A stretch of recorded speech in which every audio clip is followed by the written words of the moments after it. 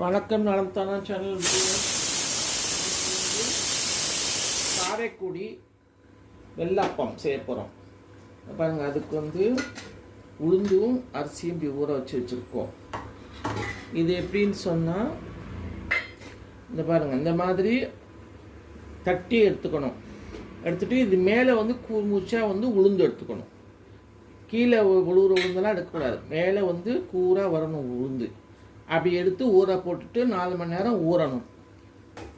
இப்போ அந்த வெள்ளை கிடைக்கணுன்றதுக்காக என்ன பண்ணணும்னா, இது நல்லா 4 மணி நேரம் ஊறினதுக்கப்புறம் 4 வாட்டி கழுவிடணும். நல்லா கழுவிட்டு அதுக்கப்புறம் நம்ம நல்லா இப்படி பாருங்கள், இப்படி சூப்பராக பாருங்கள், வெளியேன்னு இருக்குல்ல. இப்போ இதை நல்லா அரைக்கணும்.